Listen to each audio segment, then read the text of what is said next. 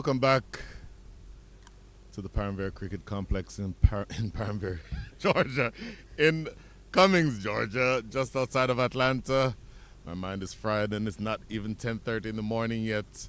But don't worry about me. I have the lovely, the talented 𝗃𝗃𝗃𝗃 right next to me. Good morning, 𝗃𝗃𝗃. Good morning, Brian. Definitely a pleasure to be back here at the 𝗃𝗃𝗃 Sports Complex here in Georgia.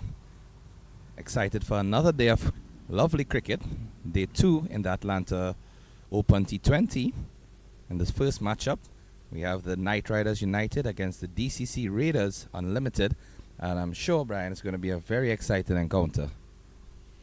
Well, we were right here on this ground yesterday. We saw the Knight Riders.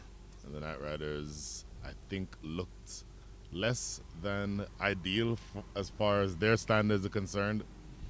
They will learn from that, and they're a very good side.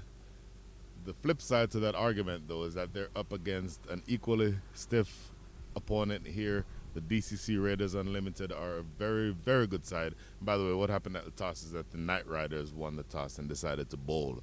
So they've inserted the DCC Raiders into bat. The two batters at the crease now, 𝗂𝗵𝗶𝗃𝗃 Chauhan and Sushant Madani. Sushant Madani is currently the non-striker. The striker will be 𝗂𝗵𝗶𝗃 Chauhan. Really interesting match about to get underway here, 𝗃𝗃𝗃. Yeah, definitely. I think it's, as you said, going to be a more even contest, given the fact that both teams have a lot of experience and professionals in their camp. So we're ready for the first ball of the first game of day 2. Hammered straight down the ground for 4, the very first delivery. I think that will get to the boundary. No, interestingly, it slowed down a little bit. I thought that that would have gotten to the boundary, but it did not. So off and running, the very first delivery struck down the ground for 2. The opening bowler is Sohail Khan, and we're off and running.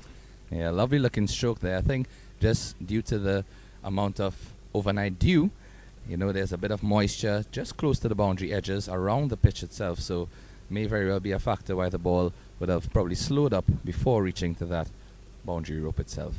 It's interesting because as firmly as that ball was struck, I thought even with the dew it would have gotten all the way to the boundary, but it did not. That's the longer of the two boundaries, but that's not saying much. It's about 65 yards. Still, I thought that would have gotten to the boundary. But anyway, look at that great delivery going past the outside edge. 𝗂𝗵𝗶𝗃 Chauhan looking quizzically at the pitch. Interesting, we looked at the pitch earlier on, and you, the experienced cricketer that you are, had a few thoughts. What are your thoughts on the pitch itself? Well, when we looked at the pitch this morning compared to the pitch that they used yesterday, there's definitely a lot more grass on it. And again, the overnight moisture just leaves it with a bit of wet spots here and there. However, we hope that the sun would dry them out soon and allow it to be an even surface. Bang on target here. It's the kind of length that causes the batter to get up on his toes. That time you saw a little bit of evidence of that bounce that's in that pitch. Yeah, I think it was really well played because the ball was in a good length and it actually reached just up to about chest height. So he had to just get into that backward defensive position. And we did see yesterday many players trying to pull those sort of deliveries or cut and miss timing. So I think he has the right idea, does Chauhan.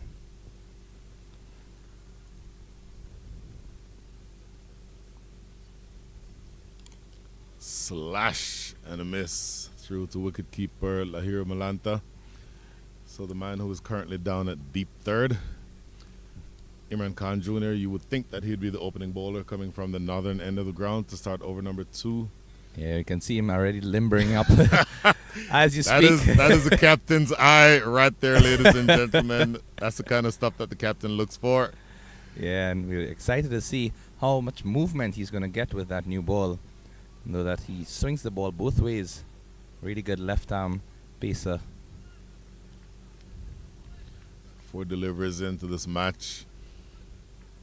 Ooh, interesting. A bit of what appeared to be, was that a slower delivery? Took the pace off, didn't he? It seems to be a cutter.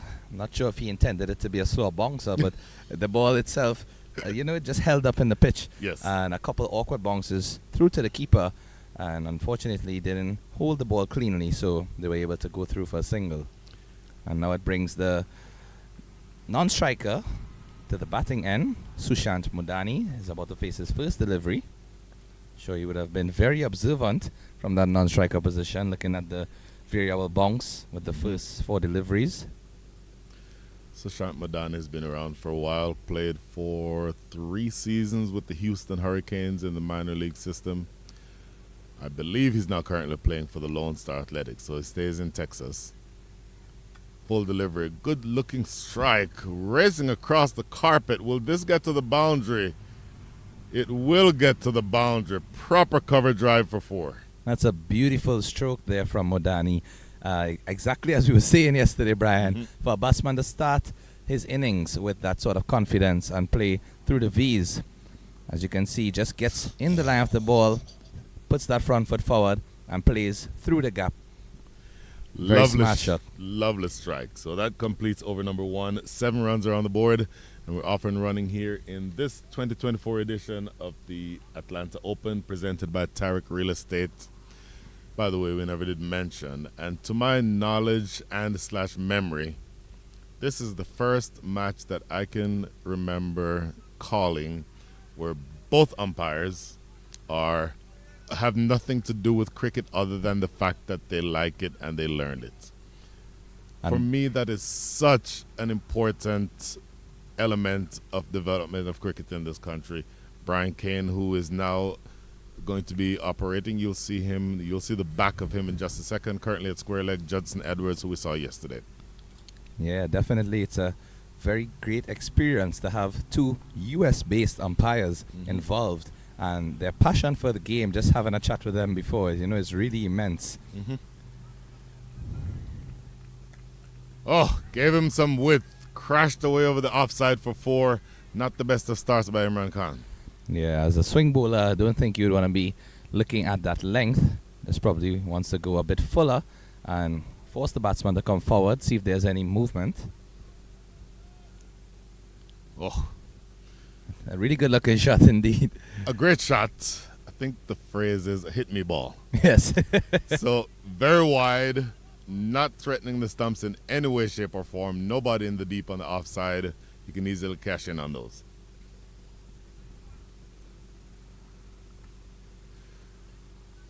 Tell you what, he may just have gotten away with that. Overcorrected, went a little too straight, guided it directly to short fine leg. You get a single. So just needs to find a bit of consistency with the line and length here this can. Early goings yet, so there's 2 deliveries.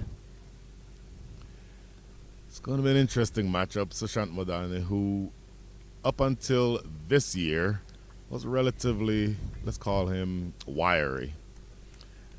Bulked up a little bit significantly. Yesterday was the first time I'd seen him in a few weeks, and he's significantly more muscular. So I want to see if that helps with his batting. Oh, no question that's bouncing over the top of a second set of stumps. That's an ambitious appeal there for Imran Khan. And he took a lot of pace off of that delivery. And you can see he just rolled his fingers as he released the ball. Oh, great camera work here. Great camera work. Excellent. And also going down leg in terms of the height. Ball going pitch. Down leg, pitching outside leg, and bouncing over the top. 3 strikes. Apart from that, it's bang on target.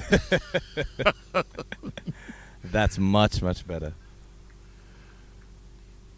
So he's recovered well here, Imran Khan, from a loose delivery to start, followed up with 3 good, well, maybe 1 decent ball and 2 good balls.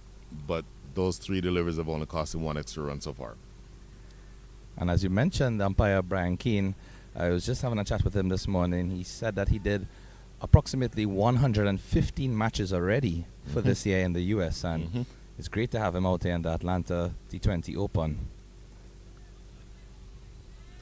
Brian Kane lives in the New York area, so does, I don't know, a few dozen matches every month up there. That might be slightly exaggerating, but not by much. He's a very in-use umpire in that part of the country.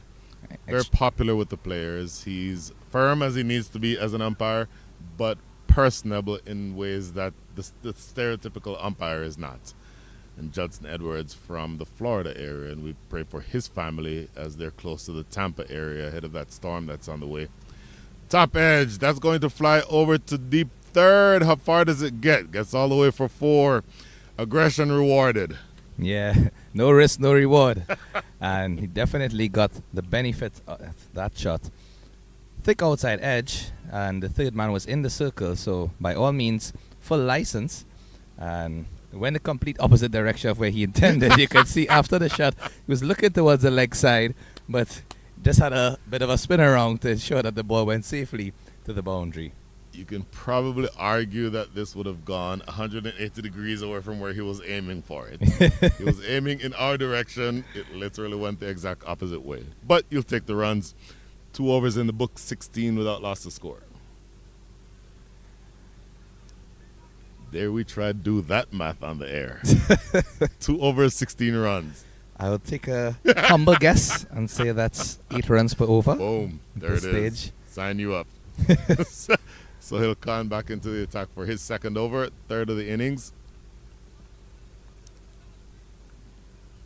Tell you what, I like his pace, and he's getting good bounce. I thudded into what appeared to be it sounded like his glove. That's a good hard length to ball. Nice smooth run-up action delivery, and is generating a decent amount of pace. So just has to force the batsman to play and don't really give them any loose deliveries early up, so that they will get accustomed and confident in the wicket. He has to use that pace to, in fact, intimidate the batsman. You know, not to be too aggressive, but that's the job of a fast bowler, as you very well would know. I mean, don't necessarily need to pat myself on the shoulder, but let me go ahead and pat myself on the shoulder. I'll do it for you. Oh, scoop shot. Sushant Madani breaks out the scoop, and it just clears fine leg. 1 bounce for your opinion, sir, about a scoop shot in over number 3 of a T20. I would say that as someone who loves Test cricket and is not fully versed in playing those shots myself, I would consider it a risk. However, the execution, I must say, was spot on. He got the desired result. He knew that the fielder at short fine leg was within the circle, and he played it, you know, at his own risk and his own peril. However, got through successfully. You and I can stipulate that we're both, well, one of us is old and the other has an old soul.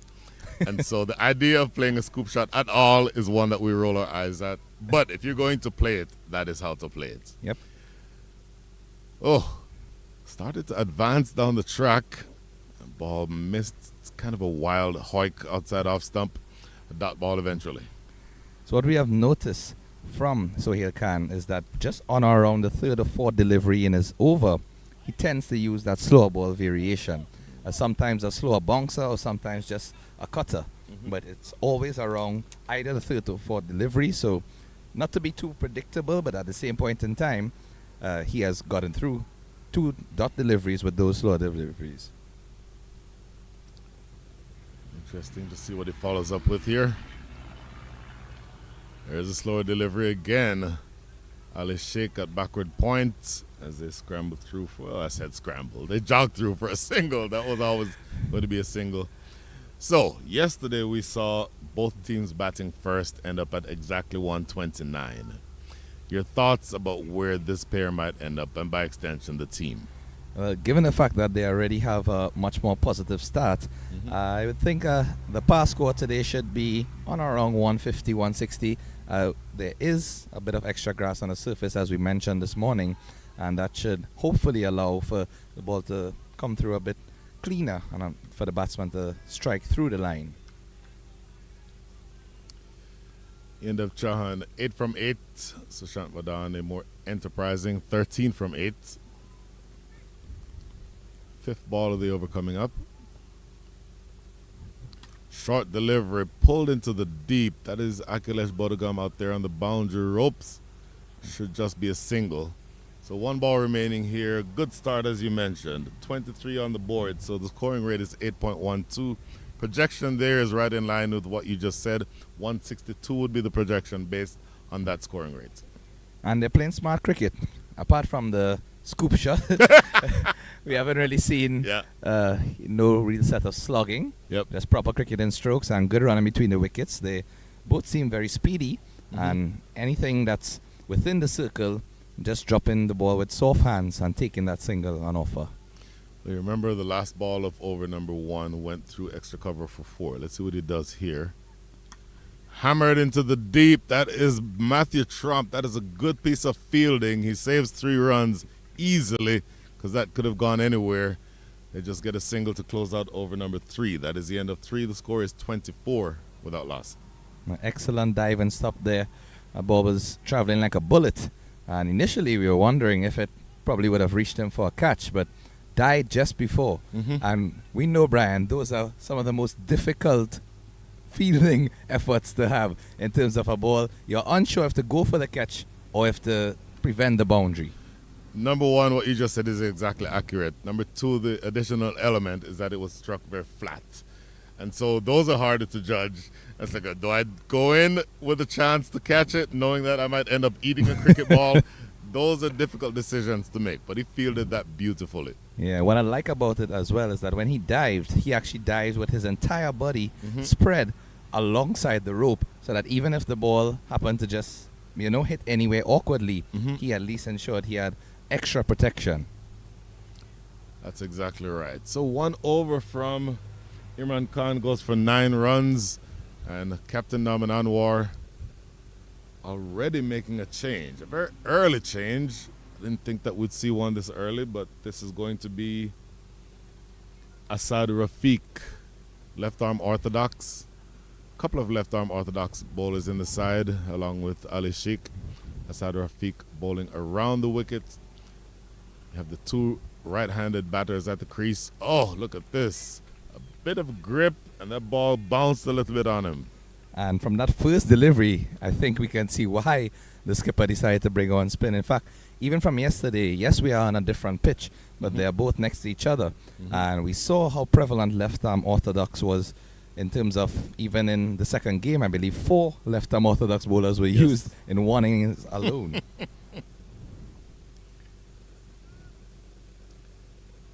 It's a bold move. You have to have full confidence that your left-arm bowlers, or your bowlers, period, who are bowling inside the power play, if you're a slow bowler, that you can keep it there or thereabouts.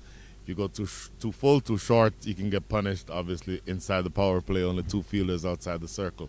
And the 2 outside, interestingly, are down at square leg, or they call it mid-wicket, and long off.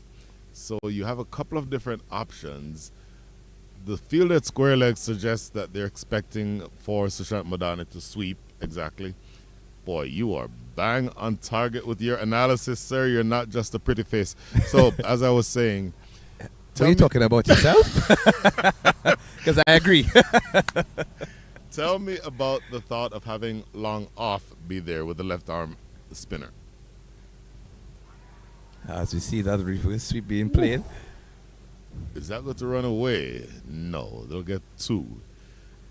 So interesting. So tell me about that. With the long off placement, I actually like that because it adds another element in the mind of the batsman. He's aware that there's a fielder out on the boundary on the offside as well as the leg side. So traditionally you might see the 2 fielders being placed on the same side. Or even you might see the 2 fielders straight back, long off and long on, being there for a spinner. But this just lets him know that you can't also try to hit me through the offside easily. Sometimes if they see fielders on the leg side, they will try to back away from the stumps and play through that offside gap, but there is some protection on the boundary. In addition, the ball, if there's any turn, it's going to be away from the right-hander, which is where if the batter does what he's supposed to do and plays with the turn, it will go in that direction towards long off. So last 3 balls coming up here in over number 4. Sliced away, nobody out there, a long run, and not even Ali Sheikh can get to it. Look at that diving stop on the boundary, and the bullet throw right over the stumps. Okay, I promise I'm not part of the Ali Sheikh fan club. I promise. No, but having said that, you're absolutely spot on, because yesterday you noted that he was probably one of the best fielders in the USA cricket side. You see, has a bullet throw that was very close. Yeah, it's a risky run. Got through safely in the end. But certain fielders, as you can see, He's up close to the boundary. And very close indeed. If he hit direct, I think that would have been gone. That's gone by 2 feet if he hits. So, enterprising start as I mentioned, but as a batting pair, as you get together after the over and you have a little chat, 30 seconds or so, one of the points of conversation might be, maybe we don't want to take singles or try to turn ones into twos against this guy. Reverse sweep, appeal for leg before not given. Sushant Madani, again, being the more enterprising of the pair. A dot ball closes things out in over number 4, 30 without losses, your score. As you mentioned, that reverse sweep, so we have seen a couple of reverse sweeps not really executed properly in terms of getting proper connection off the bat. The paddle scoop that was played in the first over was successful, but apart from that, I think they have looked more confident and competent playing the natural cricket and strokes. So a few nice drives through the offside, and you just have to be wary in terms of how the pitch is playing at this point. So a bit of turn and purchase for the spinners. Pacers just varying their line and length, mixing up those slower deliveries. So batsmen have to be mindful. So speaking of pacers, you will note that Imran Khan is now going to be bowling from the southern end of the ground. And I did just now what you captains do. I bent down, picked up a tuft of grass, threw it in the air. It's actually blowing in the opposite direction. Not much wind, but it's blowing the opposite direction of where it was bowling yesterday. As you look at your screen, it's blowing from right to left on your screen. So what that means is that it will aid with the in-swing for Imran Khan, and I'm wondering whether that's the reason why they switched him around. Played down to a short, fine leg for a single to start over number 5. So the batsman look a bit surprised with that delivery. Probably just held up in the pitch a bit. He was going through with the shot and just held back at the last moment, taking the inside edge of the bat, skimming down to the leg side area. Khan will want to come back strong. A bowler with his vast experience and knowledge of the game definitely be looking to get an early breakthrough for his team. Tell you what, that's well defended. It appears as though the southern end of the ground is the end from which the pace bowlers would want to bowl, in addition to what I just mentioned about the wind. But the ball comes on really nicely to the bat from that end, it looks like. And also to note, the other end of the ground, the run-up, is not as smooth for the pacers as is the side that Khan is bowling from now. Just a couple patches right before, as you can see where the keeper is on the screen to the left. You can see a couple patches there which might make it a bit difficult for the seamers. And more to that point, if we can see that shot again from behind the keeper, right at that spot is where if the left-hander is running into bowl, he'd be bowling from around the wicket. If the right-hander is coming into bowl, he'd be bowling from over the wicket. And so for the right-handed pacers in particular, that would be a tricky position from which to bowl. As a bowler, obviously, you want your footing. You don't want your footing to be a concern as you're running into bowl. So that certainly would be something to consider. Slower delivery again. The formula is the same. Apparently, from this end, you're mandated to bowl slower deliveries on ball number 4 of the over. This is good stuff. Is it a coincidence or is it a strategy? It would have to be coincidence. There's no way. Okay. I know that modern cricket, you have very specific plans and roles, and you're meticulous about what the game plan looks like.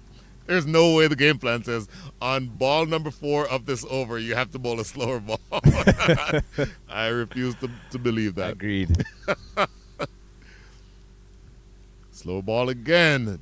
Wanted a quick single, but not there. And again, that is to Ali Sheikh's left. That is, again, the position from which you can hit directly, so you don't want to do that. 1 ball remaining here. 32 runs on the board. It's a good start in terms of the run rate. 6.86. In fact, after that dot ball, it is 6.62. Still the projection of 132 feels like it would be below par given the start that they've had.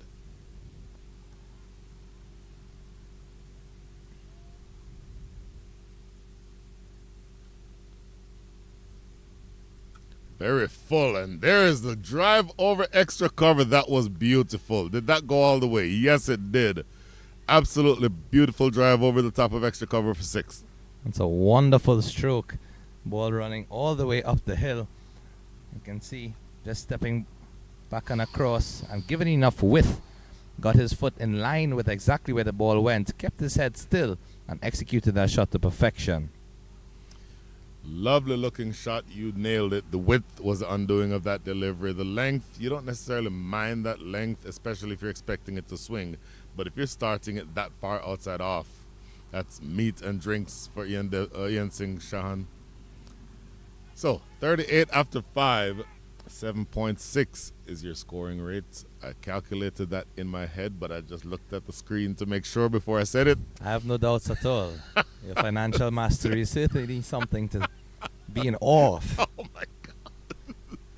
So 𝗧 to continue. Left arm orthodox. This is the last over of the power play. So where do you have your two fielders outside? One is square leg and one is long off. So the same setup as before. Man at long off, 𝗂𝗫𝗍𝗂𝗃, I believe is who that is. And that goes straight to him. I may be wrong on that actually. That is 𝗬𝗎𝐶. My apologies. But the point I was about to make is that they're both very tall. 𝗂𝗫𝗍 6'5" or so. I would give 𝗬𝗎𝐶 at 6'4". But the point is, he's on the boundary if the ball goes in that direction. If it's not caught, it's not going to be because the fielder on the boundary wasn't tall enough. And it's a good strategic field placement. Yesterday we saw a ball just go over the head of a fielder on the boundary rope, and he was not as tall as these guys. So. Exactly. This one worked into the leg side, by the way. So I am contractually restricted to one mistake per day. And I've already made my one mistake. Yesterday, that was the whole Ch hemorrhage and Shenzhai thing. The affiliation. Yes. This time, 𝗂𝗫𝗍𝗂𝗃 and 𝗬𝗎𝐶. 𝗂𝗫𝗍𝗂𝗃 is actually on the batting side. So I don't think he'd be in the field. And 𝗂𝗫𝗍, when you listen to this later, my apologies. Oh my goodness, knocks him over. It might be closer to the time for 𝗂𝗫𝗍𝗂𝗃 to come and bat, because that's a huge swipe across the line for Sushant Madani, and he loses his off stump, 40 for 1. Let's look at this delivery again here from Rafiq. Definitely drifting into the batsman. And that's a wonderful delivery from a left arm orthodox. You would naturally expect that ball to turn away from the right-hander. And from the moment the delivery left his hand, you can see the trajectory was outside of off stump. And due to the drift and also that breeze that you mentioned, the drift is the entire story here. Look where this ball starts, and then look at that drift into Sushant Madani. So initially, as it was released, Madani's eyes would have lit up. You can generally judge the length, and so he was in position to play the slog sweep.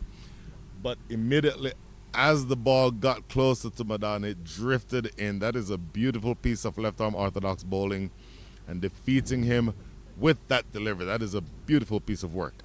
Well, so, what I like about it as well is that he put some flight and loop on the delivery, but also a decent amount of pace, because usually you might see drifters just going into the batsman but at a gentle speed. This one was certainly bowled with a bit more impetus, and that allowed the ball to reach through the batsman, because technically the shot he played would not have been wrong. If the ball was drifted into him and he was looking to hit to the leg side, by all means. But I think he was just beaten for a little bit of extra drift and pace of the ball itself. Very interesting. So now the batter who is at the wicket, Sanjay Krishnamurthy, is the captain of the East Bay Blazers. They were in the minor league finals on Sunday afternoon in Dallas. Sanjay Krishnamurthy, not the captain here, but top order batter, absolute brilliant, going past the outside edge. What a beautiful ball for the first one that Sanjay Krishnamurthy faces. Goes right past him, pitches and straightens, and that, ladies and gentlemen, is the left arm orthodox bowler's dream. Angled in from around the wicket, pitching and straightening, going past the outside edge. What a great start. So the next delivery coming up shortly. In fact, 2 deliveries remaining in this over. This is played down the ground. Straight enough for 𝗬𝗎𝗃. Bobbles it, but eventually picks it up. So just a single there. Really good work. So as you see this man weaving a web, spinning a web, 𝗧 𝗦𝗃, going into the last delivery now of over number 6. What are your thoughts as to how well he's been able to pull things back here for the Knight Riders? I think it's very impressive because 1, he's bowling in the power play, 2, he's bowling spin, and 3, he's bowling on the side with the shortest straight back boundary. Yes. Played in the off the back foot. That will run away down toward deep third. They'll get a couple. And so that is a brilliant, brilliant over. That is the end of the power play. 𝗧 𝗦𝗃 has made the breakthrough. 2 overs, 1 for 9. Excellent bowling for him. And the Knight Riders United trying to mount a bit of a comeback. The DCC Raiders were off and running, but they've pulled things back here. The score is 4-3 for 1 at the end of the power play. Well, given the benefit of the left arm spin that we have seen, I'm just wondering if now that the power play is over, we will be seeing 𝗬𝗃. And yes, I think that's him with the ball right by the umpire. So just spoken like a true captain. I mean, based on his bowling spell yesterday, he picked up 4 wickets, and in 1 over he got 3 of those wickets, and the batsmen were all at sea. You know, he had great consistency, as we see a couple of our sponsors being mentioned there. Great Care Family Dentistry and Rahim. We also know Top Dollar Amusement and HRA, and we'd like to thank Tariq Real Estate as well for all of the wonderful contributions to allow this tournament to continue.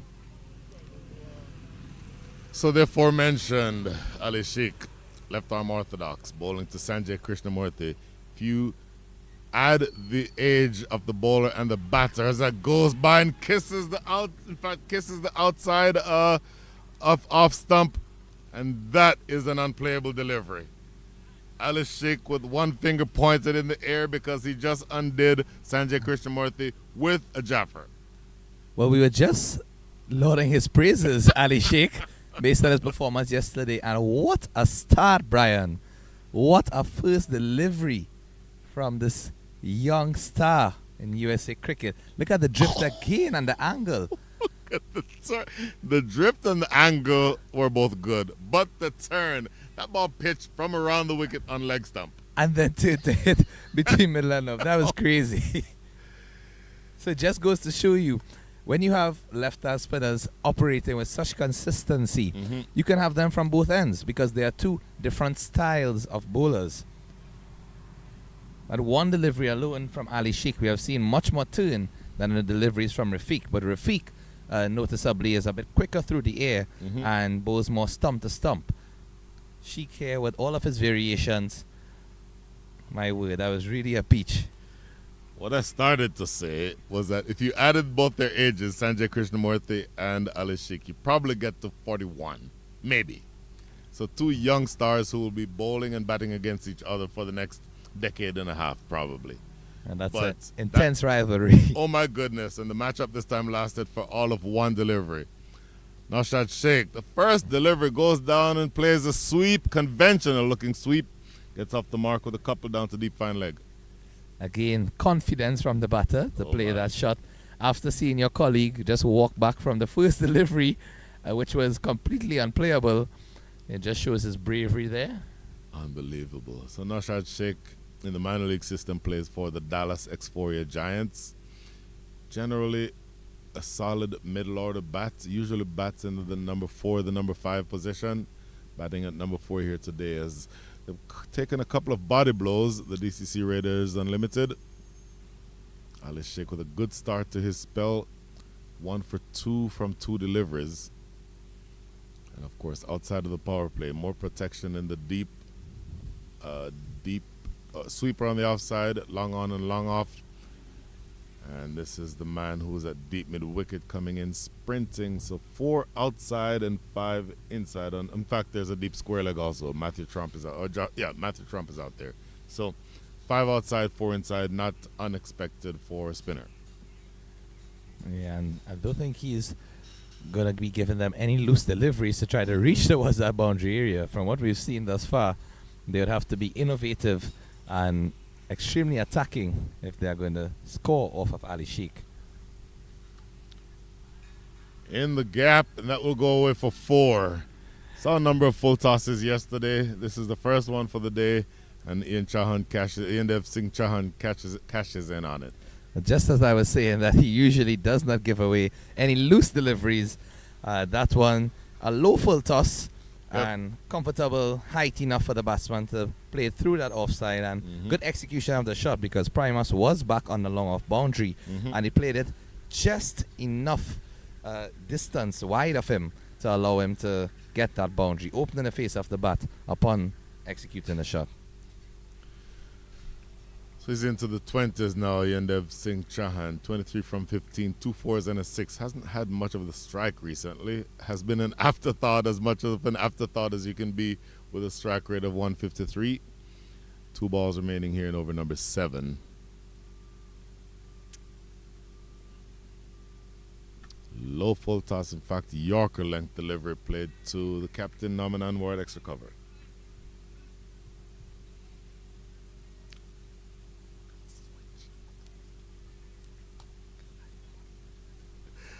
So 1 ball remaining. By the way, that is now 50 runs on the board. Last ball coming up in over number 7. Off the back foot, good sound, but crashed into the deep. That is Asad Rafiq, who's on the boundary, cleans up. So good over. 1 loose delivery, but he does take a wicket. 8 runs come from the over. The score is 51 for 2. Very good over there from 𝗬𝗟𝗃. Wouldn't mind the boundary, especially getting a wicket off his first delivery. And I'm pretty sure they might look to continue with Asad Rafiq, or if not, and they're going to keep his 2 overs, they might look to Sahib Malhotra. You know that he also got 3 wickets yesterday.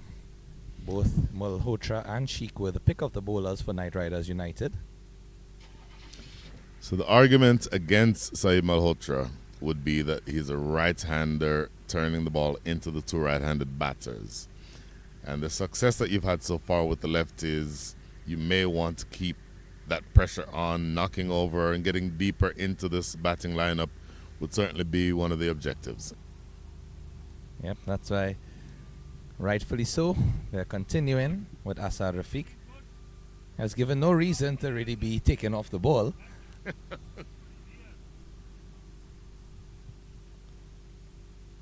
And he's bowled him. First delivery of his 3rd over, Asad Rafiq strikes, and I dare say that was a Yorker from the left-arm orthodox. He didn't really put any spin or anything else on that delivery except directly straight into the batsman's off stump and rooting it out of the ground. Bang on target with the Yorker. Let's see if he gets any drift here. A little bit of drift. For me, the more impressive element of that was the length. That is pitching on the popping crease. He played all over it, 𝗬𝗟𝗃𝗃, and he is unfortunately dismissed. 3 wickets are down now. And all of a sudden, dare we say that the DCC Raiders are in a spot of bother? Yeah, I mean, given that delivery from Sheikh previously in the first over of his spell, and now the first delivery of Asad Rafiq's 3rd over, it seems as if they have a lucky streak. The first delivery of the over, they're going to get a wicket. But what I also like about that delivery, Brian, is the fact that he did give it air. It wasn't just a flat delivery. It wasn't just pushed through as a quicker one. But in fact, it seems akin to a dipper because the ball was released at a nice height, and probably the batsman thought that it would have just been looping there for him to play that shot, but instead dipped at the last moment and drifted in to completely take that off stump out of the ground. This is an interesting matchup. Shubham Ranjane, major leaguer, star in the minor leagues, absolute, for me, the most dangerous weapon in the lineup against the man who's been the champion spinner so far for the DCC Raiders.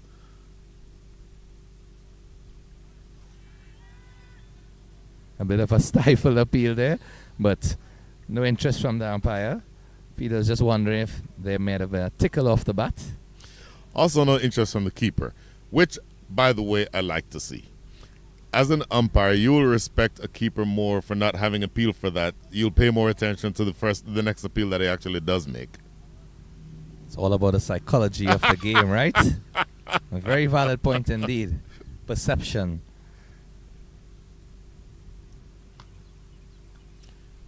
And that one is played straight down to the long off area. Has protection at long off and long on, so no harm, and just come through for a single. So back to that point that I was just making. Every once in a while, I'll have the opportunity to, you know, in Austin, be part of the selection for a youth tournament. And I don't do selection from on the sideline with a notepad. I do it standing as an umpire. And so, for example, one of the bowlers will hit a batter on the pads, and everybody appeals. Point, square leg, third man, everybody's appealing. And I'll stop the game and I say, why are you appealing? LBW. You are standing at square leg. How could you possibly know if it's LBW? And then I'll tell them, don't appeal unless you actually think it's out. The umpire will respect you more.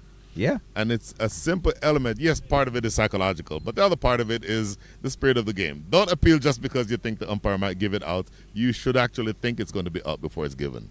Definitely agree. I know some players, their enthusiasm, yes, tends to get them a bit riled up. So once they see the keeper or the bowler go up, the entire chorus raises. It's played lovely through the offside, but again, just a single. So Asa Rafiq continuing with his excellent spell.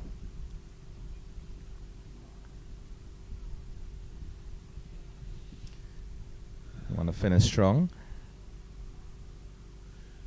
The ball is a little dry because he has that towel that he's using to dry the ball. I wonder if the ball is a little wet. There was a noticeable attempt to deal with the dew this morning. More so on field number 1, which is behind us, than this field. But there's, I would estimate at this point, a little bit less dew than there was this time yesterday. Up in the air, and there's a fielder coming off the boundary at deep cover, and he takes a comfortable catch. Ooh. Another breakthrough for Asa Rafiq.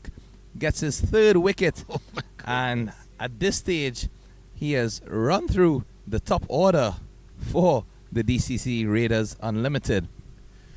Tossed up and inside out. He played with the turn from the standpoint of the ball turning away from him, but the ball was not quite there for that shot. And he ends up skying it. Actually hit it cleanly, but it goes straight up in the air. And that man coming off the ropes at deep cover takes a pretty straightforward catch. And they slip further into the muck here. The DCC Raiders Unlimited. End of 8:54 for 4. I think he might have been better served going straight, because we saw that delivery was just going on around that off and middle stump line. And because he tried to open the face, didn't get the proper connection. If he probably went straight back behind the bowler's head, I think he might have gotten the best purchase. And also knowing that it's the shortest boundary, it would have been easier for him to capitalize. And further to that point, noting that it was Matthew Trump who was on the boundary, who is not the height of 𝗿𝗏𝗄𝐶. You could possibly have cleared him. So all of those elements, so much to think about, but the end result is that 4 wickets are down. After a really good start, the first wicket fell at 40. But since then, they've lost 14 for 3 more. They've lost 3 more for 14 is what I'm struggling to say. It's totally fine. Eventually going to get it all out. And you mentioned him earlier. Here he is. Sahib Malhotra.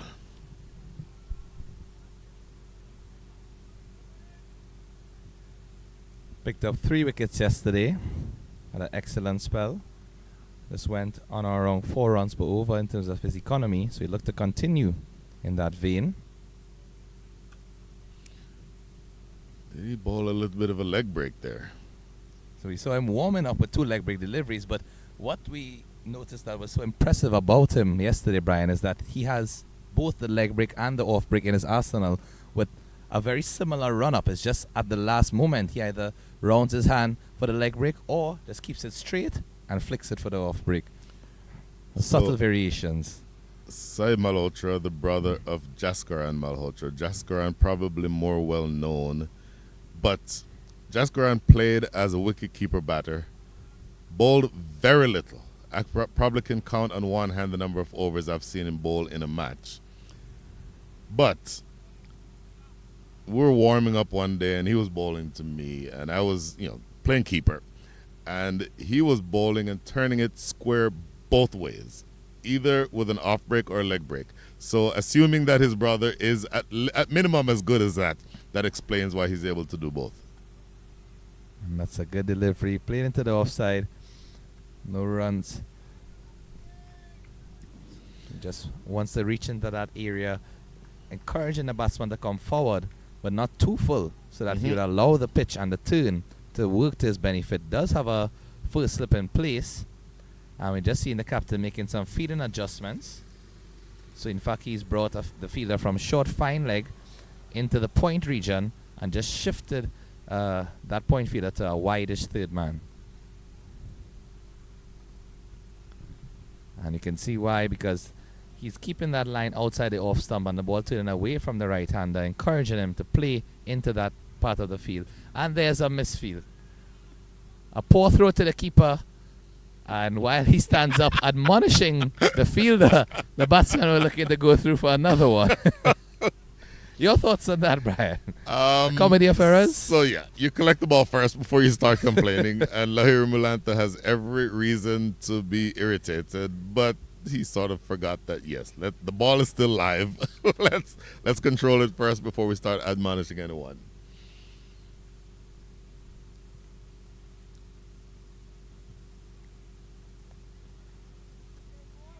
And that's well bowled.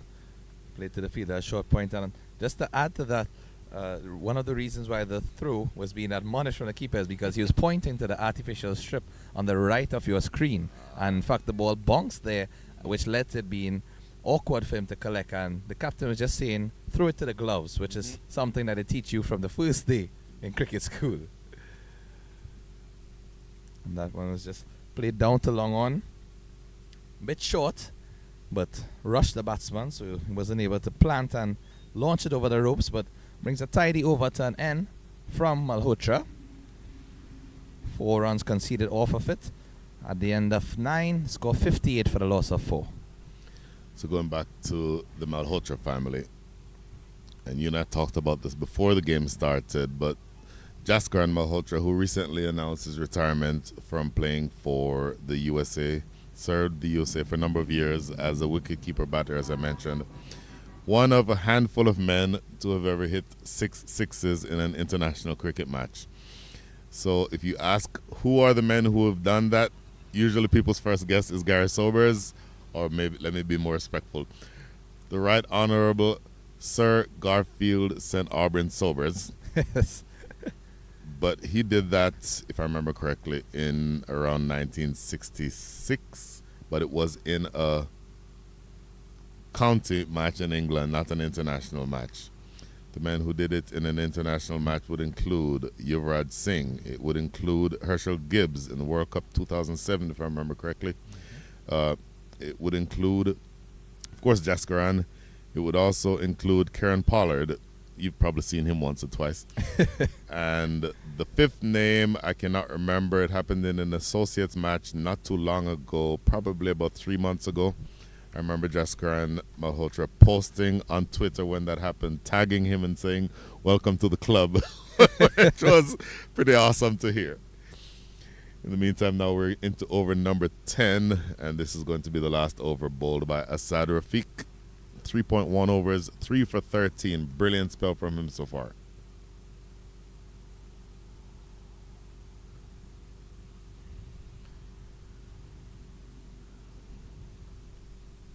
Good delivery, bang on target. Quick single taken on the infield. Is that going to be a run out? It is a run out. Oh my goodness. So the throw came in from short cover, took off sprinting. I don't know that there was a run there necessarily, but they decided to take on the arm of that fielder in the covers. The underarm throw was offline. Look at this replay. Played into the covers. The underarm throw was offline. But look at 𝗬𝗪𝗓𝗪, the keeper. Athletic, reaching over to his left and then completing the run out. Umpire Judson Edwards saw all that he needed to see to decide that this one was, the stumps were disturbed before the batter got to that end. So that is a dismissal, and he will not be very happy with that. That is actually Sidesh Pathare, who we did not announce when he came in. Apologies, Sidesh. And 5 wickets are down for 58. Even though Rafiq didn't get that wicket added to his column, his tight bowling has contributed to it, because the batsmen are wary of the fact that they are not able to score freely off of him, and thus allowing them to try to run for that quick single, but miscommunication leading to that dismissal in the end.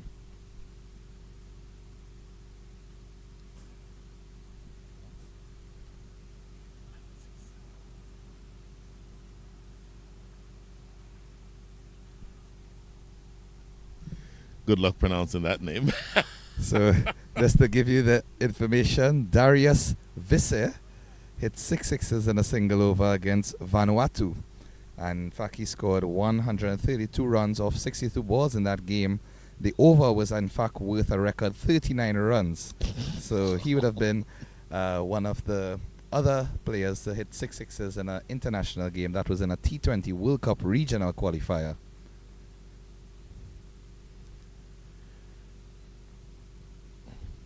Unbelievable stuff here. That was a Yorker similar to the one that clean bowled. Who was it who we bowled? Was that Sushant Madani? I believe it was. Yes, it was.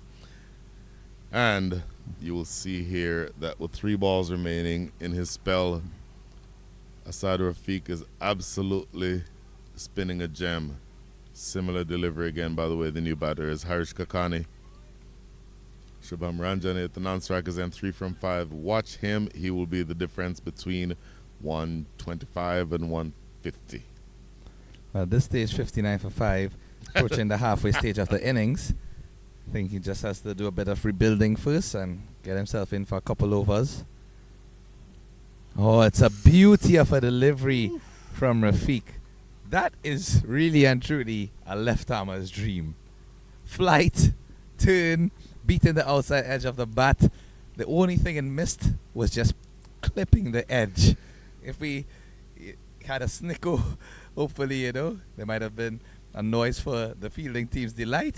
But clearly, the umpire had the best view, and there was nothing on edge. The keeper and all didn't appeal, but know that it was close. They say sometimes that he's not a good enough batter to get an edge on that. That ball turned, gripped, spun away viciously. What a spell for Asad Rafiq. End of his spell, 3 for 13. If we throw in the run out, at least give him half credit for that. Call it 3.5 for 13. Halfway through the innings, the score is 59 for 5.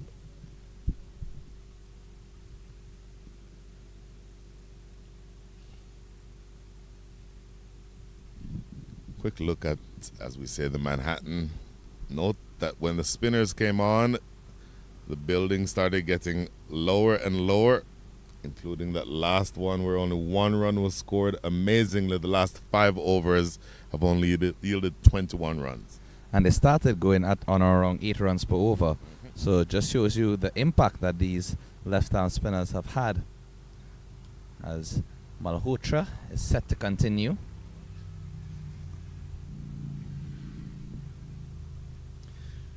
Very interesting here.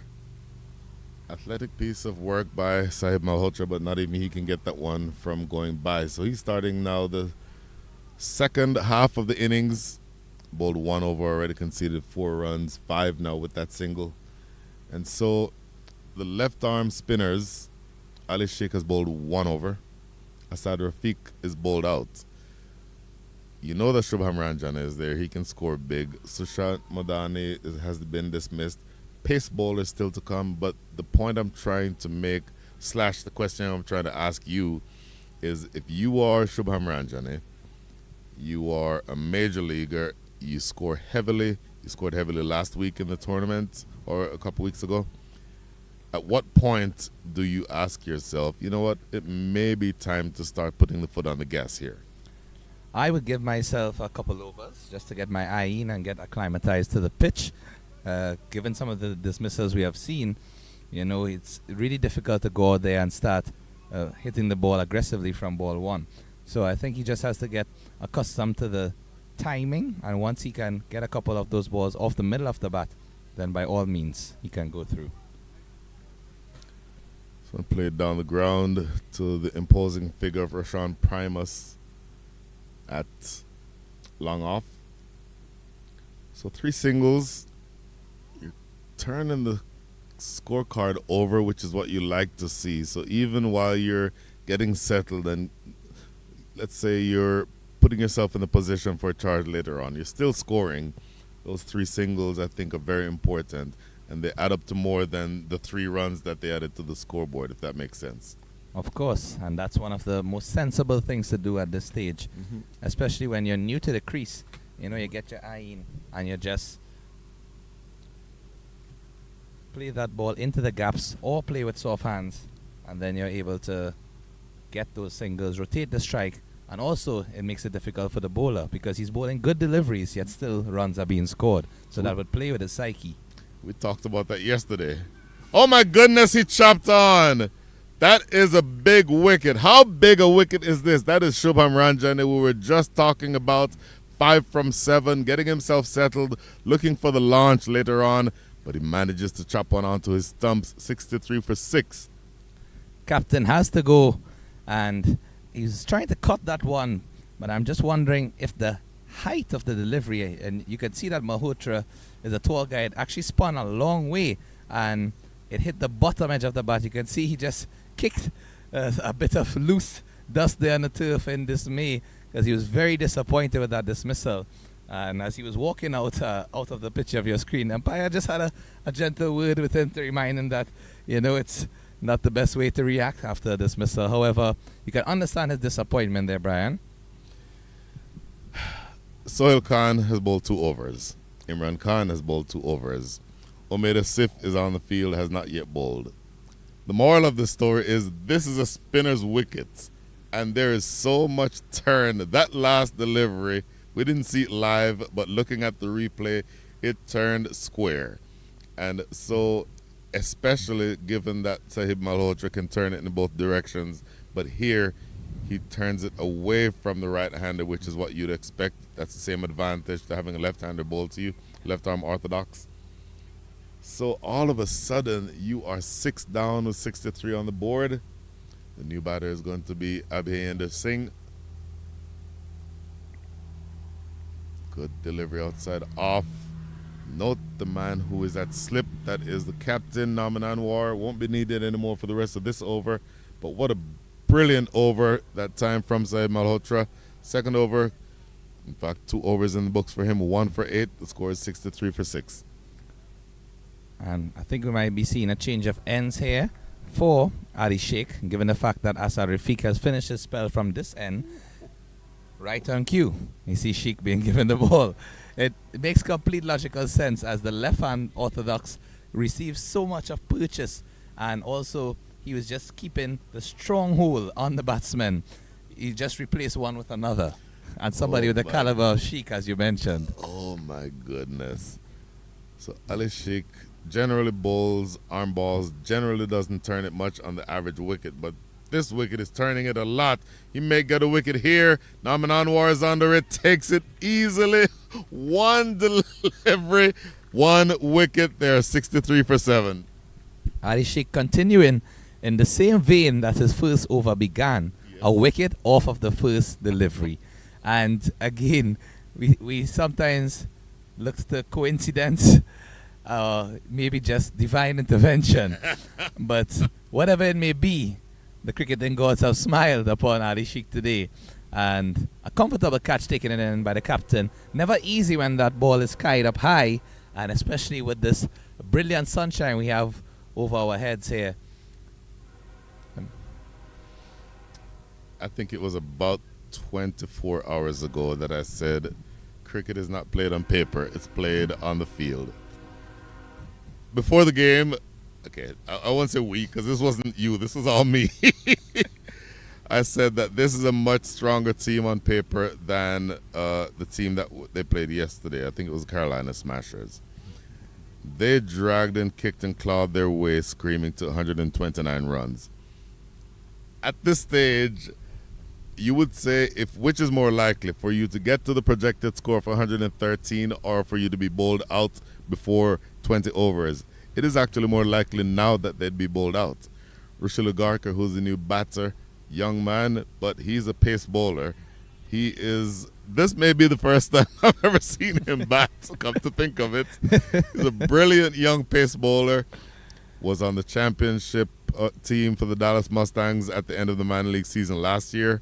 This year played in the finals for the East Bay Blazers, lost that match. But again, I've never seen him bat. Well, we are both excited to see what he has to offer, because he certainly has a lot of balls remaining in the innings. Yes. After this over is completed. Still 8 overs remain. Looks a bit nervous, but gets off the mark. Ooh. Okay, so here's a question for you. As you saw that replay, or hopefully we'll see on the replay, 𝗚𝗚 𝗚𝗏𝗧𝗏 going to the non-strikers and jumped over the error or the throw that was coming from mid-on. Look at this pick up and a throw. He's in the air. If that hits, he may well be out. Played off the front foot this time. Good looking defensive shot, but there's a lot of work to be done here for 𝗵𝗺 Singh and 𝗚𝗚 𝗚𝗏𝗧𝗏. But back to that real quickly. The natural reaction is to jump to avoid the ball, but sometimes you have to wear one for your team, because if you're in the air when the stumps are hit, you would look really, really silly. Was that an outside edge? Was, in fact, the reaction from Lahiri Malantha says, yes, it was an outside edge. Oh. It's either he got a faint edge or it passed so dangerously close to the top of off stump. You can see. Look at this angle, yes. And the ball straightening. Oh, missed the bat, but just passed by.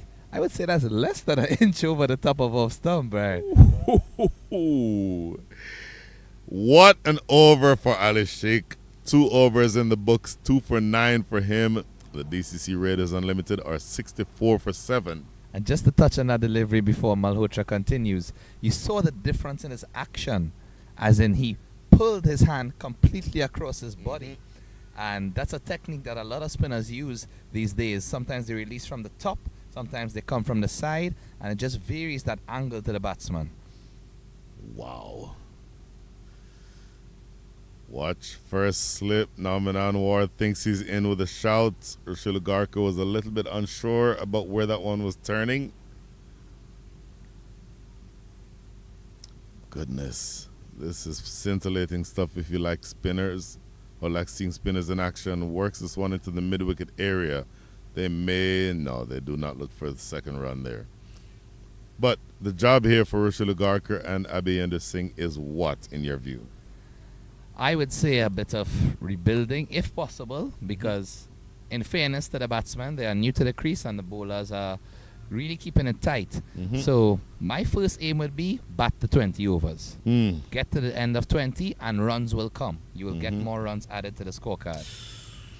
I'm not sure if that shot is reflective of wanting to bat to the end of 20, but sometimes, as with all your vast experience, Brian, you would know in cricket, you have to pay respect when bowlers are bowling well on pitches that are accommodating them, and you play the game to suit.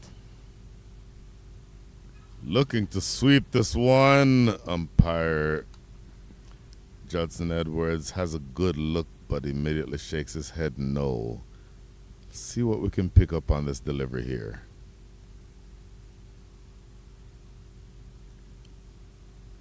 Boy, I'll tell you what, he is turning this ball a mile. That may have pitched outside the line of leg stump. That angle from over the wicket, he's actually bowling very wide of the crease. Look, starting that run up from a 45-degree angle, if you can see there. He's very difficult to play. Looking to go off the back foot again. 𝗵𝗺 Singh not able to get anything on it. So they're weaving a web, these two champion spinners. Last ball coming up here in over number 13. 65 for 7 is your score. The projected score as of right now is 101. Not a lot of games that you'll win scoring 101. Goes for the big swipe again. Another dot ball. That is the end of the over. 1 run came from that over. Mr. Bahadur Singh. 11 runs have come from the last 5 overs. And the run rate has dropped to under 6. So it's exactly 5 runs per over at this stage. I would say, in fairness, if they can maintain that 5 runs and over and get to at least 100 at the end of their 20, it's a score that you can possibly pose a challenge. Granted, it's not the ideal score you would want. Sure.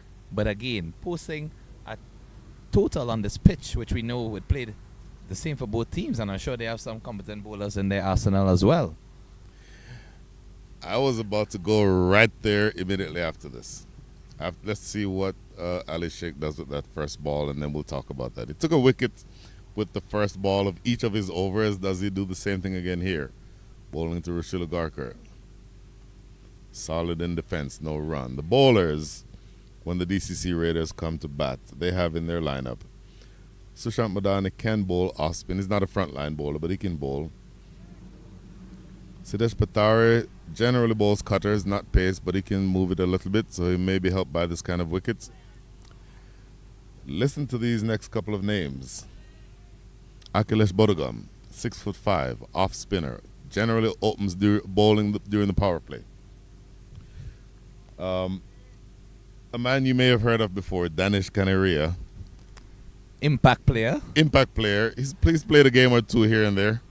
I think so. Sounds familiar. Shopped on. He may be coming into action late or sooner than realized, because I'll tell you what, this matchup again between the two youngsters, Ali Sheikh and 𝗏𝗏 𝗂𝗃, coming out on top yet again is Ali Sheikh. 8 wickets are down. So he tried to chip down the wicket and seems to have cramped his own self for room. I'm just trying to figure out, because that delivery was outside the line of the off stump, and because he had advanced on the wicket, as you see here, he in fact tried to just dab it into the offside and got a bottom edge onto his stumps. If he stayed in his crease, now I'm not saying there's anything wrong with advancing, sure, but sometimes it's wise to not premeditate and just play the ball on its merit. That one, if he stayed in his crease, would have been an easy cut shot through the offside. So we kind of touched on that yesterday. If the ball is tossed up and you have time and you think, okay, I can go forward and I can get to the pitch here and go over the top, that's generally, in this situation, that's when I'd want to use my feet. If you premeditate and go down the pitch and then play awkwardly, fending at an angle, that generally puts you in the position where you're at the mercy of what the ball does after it kisses off the edge of the bat, assuming it touches the bat at all. Of course. So we've called this man's name a couple of times already, Akhilesh Bodhagam. Come to think of it, I don't know that I've ever seen him bat. So we're certainly at the bottom of the batting lineup. 8 wickets down, 65 for 8 is your score, and Ali Sheikh is, along with all the other spinners, on a rampage. Played into the offside, and Akhilesh Bodhagam is a relatively old man as compared to the others. He's around 24, if I remember correctly. And imagine if that's considered old. I just wonder what's the average age of all of these youngsters. Makes me feel ancient. Oh, goodness. Oh, don't even talk about me.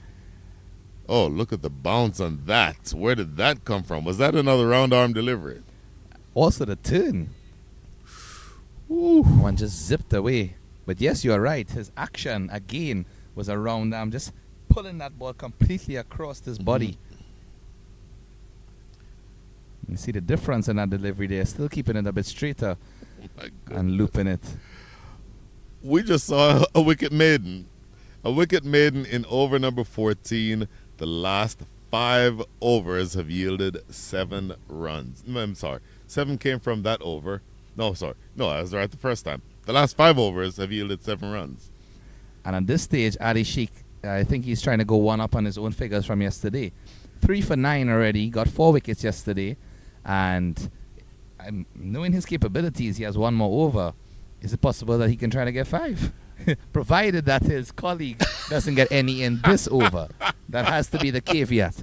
But 2 wickets remain in the innings, and both Malhotra and Sheikh has 1 over left. Then Sohail Khan and Imran Khan, they both have 2 overs left. I'm sure they might come back to just, fire some pace towards these tail-enders. I'm sure as a fast bowler yourself, you'll be licking your lips at this opportunity, watching the captain and just signaling, give me the ball, Skip. I've played in games that's played straight down the ground for a single. I've played in games where the spinners were on top. Or, the captain looked ahead of time and looked at the pitch and said, you know what, this is a spinner's wicket. So, Brian, I'm going to start with the spinners. And, as a teammate, you say, oh, absolutely, Skip. And in your mind, you're like, I want to bowl. So you absolutely want to bowl. But while we pace bowlers can be very selfish sometimes, what's best for the team is you have every bit of spin that you can get absolutely taken advantage of here, because the spinners are going to be who turns the game in this situation. So I'm glad you mentioned that point, because just to pick your brain, in test matches these days, you see spinners bowling sometimes 30, 40 overs, and then you look at the pacers column, and it's just on around 10. So it's in the air, but not in the direction that he wanted it to go, and a mistimed paddle sweep. So as a pace bowler, how do you feel in those instances? I mean, granted, if the pitch favors spin, by all means, they should get the majority. Sure. But in terms of you're picked as a fast bowler, you're batting 11, and you bowl 5 or 6 overs in an entire inning. Sure. Now, with the stipulation that I've never played in the test match, let's start there. Big swipe and a miss. But there's 2 elements. One element is you want to be bowling, and you want to take that 25 or 30-yard run up and come in with all guns blazing. The other element is that fast bowling is hard work. And so you talk about tests. In a test match, let's say 90 overs are bowled in one day. Probably if you're a pace bowler, you would have bowled no more than, say, 15 to 20 of those overs. While if you're a spinner, yes, you absolutely can go as long as you need to. You can bowl as a spinner unchanged through an entire session. So the flip side is balancing the stress that comes from being a fast bowler with the ability to take wickets as a spinner. Sky, down the throat, 𝗬𝗟̈ never in a million years is going to drop that. 𝗬𝗟̈, maybe he could have. I just dropped that. And give I was waiting for you, Brian. I was just waiting for you. Give yourself a chance to take 5. That would be hilarious if that happened. I think it just shows what a great team player 𝗬𝗟̈ is, because that ball was hit high in the air, down to the long on reach, and everyone was just looking to see where it would have landed. And from the moment they saw 𝗬𝗟̈ was the fielder was going towards, I think the fielders already started to celebrate, because I think he prides himself on being such a complete cricketer that he's not even studying his personal wickets. Exactly. He wants the team to win, and of course his excellent fielding skills, they have to be continuously on display. If he dropped that, no matter for what reason, I think he would have been more disappointed himself than any of the wickets that he got. I would agree with you. So I won't say the 2 teams that were playing. This happened last week in the minor league playoffs. A batter who came in number 3, he was, if I remember correctly, 50 strike rate. Maybe he was, say, 10 from 5, or 5 from 10, or whatever, 10 from 20. But he was eating up a lot of deliveries and not scoring. And the batter who was coming in next was fully expected to be able to accelerate the scoring rate. Return catch went up to the bowler, went straight up in the air. Literally, he does this and does not even touch it. Literally does not touch it. And we said on the air, yeah, he dropped that on purpose because he does not want this guy who is eating up a lot of deliveries to be dismissed. He wants him to stay there. And again, if 𝗬𝗟̈ was not a team player, he may well have thought about dropping that, but he does not get a 5 for it today through no fault. In fact, through his own fault. By all means, he has 4 deliveries left in this over. 3 deliveries now after that one. So he's going to look to see if he can wrap up this innings here, pick up a wicket within these next couple of deliveries. And this one is hoisted behind the head of the fielder at mid-on. He was actually brought in from long on because they were trying to just play some pressure. But that's the first aggressive stroke we have been seen played off of the bowling of 𝗬𝗚𝗍𝒅. That round arm delivery again down the ground. This is Umar Farouk, who hits it. Not the most technically correct shot, but you'll take any runs at this stage that you can get. The irony is, if the fielder was still back at long on, it would have been straight down his throat. Yes. And the most comfortable catch he could have had. Yes. So just waiting to see if, and now Sheikh is signaling, stay back on the boundary. I think there's no harm in that. Absolutely. You see, with the fielder inside, Bri, and another picture of the delivery there. Once the fielder's in the circle, a tail ender, he's only going to go aggressively. He only knows how to play one way. So I think it's better to leave the single as an option if he needs. Uh-huh. And this one is again on target. So it finishes a very tidy and effective spell from 𝗬𝗍𝗍𝗂. 4 overs, 1 maiden, 3 wickets for 14 runs, economy of 3.5. And similar to yesterday, also had a maiden and he got 4 wickets. So that carries his tally to 7 wickets in just 2 games. And definitely one of the leading forefront bowlers for the Knight Riders United, as well as in the tournament itself. My goodness. The spinners as a group have done excellently. And look at this. It is Nomian Anwar who's going to bowl, because you know what? As well as the spinners have done so far, we don't need to go back to pace. Nomian Anwar is actually a decent spinner. He can bowl both off spin and leg spin. I suspect he'll be bowling leg spin here. The first one seems to be an off-break delivery, tucked off the legs, but straight to the field at short fine leg for no run. I think he's also mindful of the fact that if the pacers do come back and any errant delivery or any fine edge or tickle, they can run away to the boundary quickly. By this method, he's ensuring that they're not able to score freely, you know, and get through the overs quickly as well. Keep that pressure on the batsman. 3 overs remain after the completion of the 17th. Anwar is already back at his mark. Turn, bonks, up in the air, and comfortable catch for the fielder coming off the mid-wicket boundary.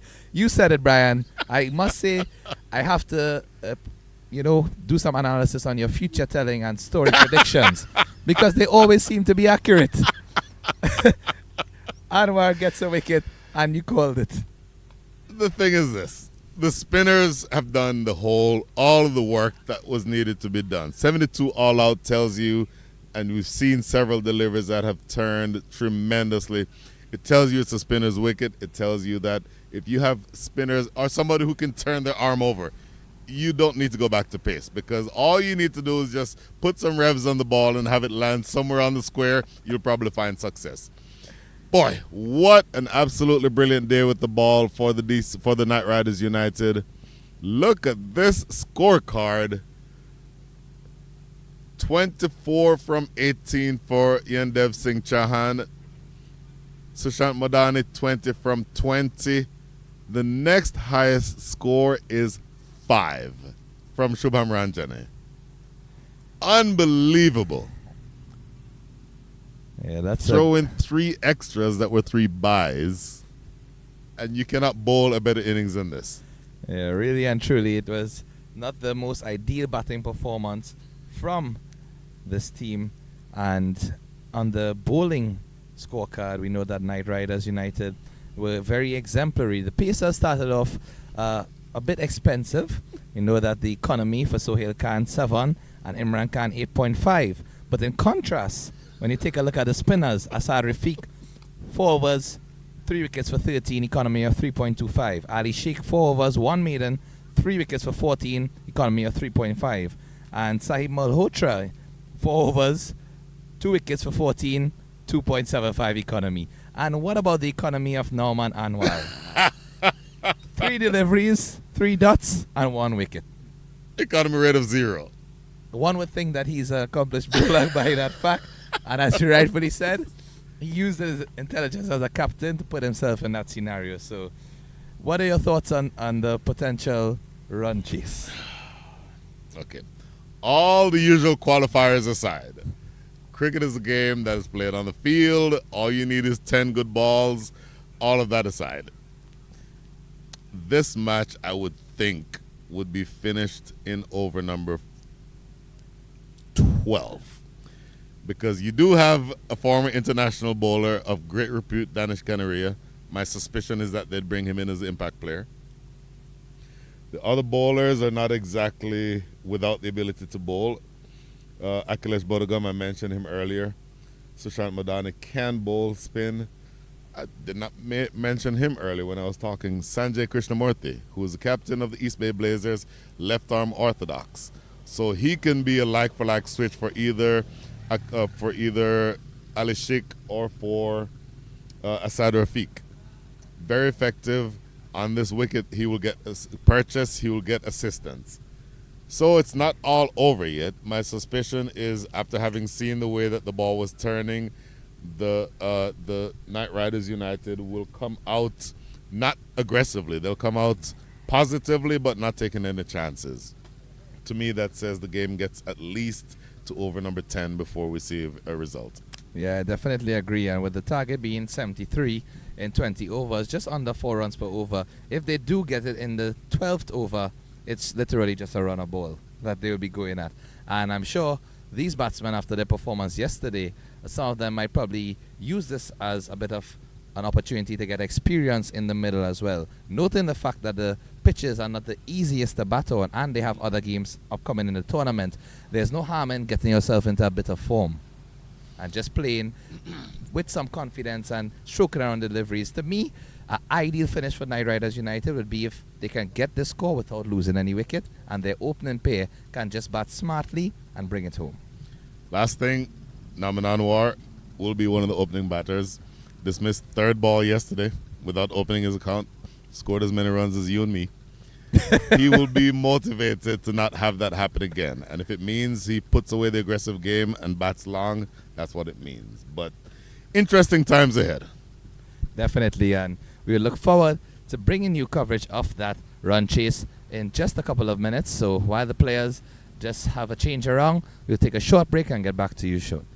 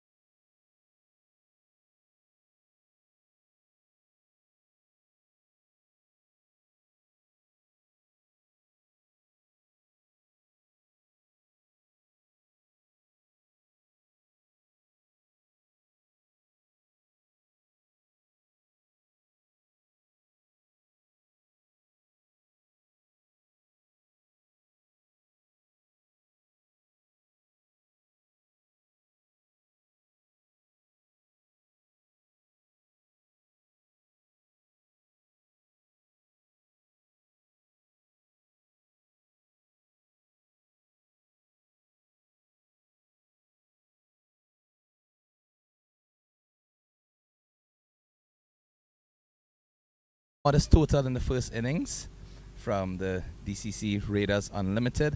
72 all out in 16.3 overs.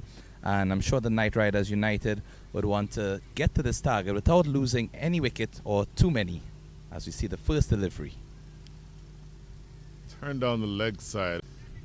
Oh my goodness, in the air, wide up for 𝗂𝗧 at deep mid wicket, and the first 4 of the day, 𝗂𝗚 Anwar is off the mark. He'll be happy with that because he failed with the bat yesterday, scored again as many as you and I did. Keshav gets up to the mark here with a 4. Both these batsmen, they definitely want to take this opportunity to get some confidence in the wicket. That ball didn't really get any turn off the surface. It just pitched and stood up to be hit. And some quick feet movement from Anwar allowed him to pull that one over the leg side for a comfortable boundary.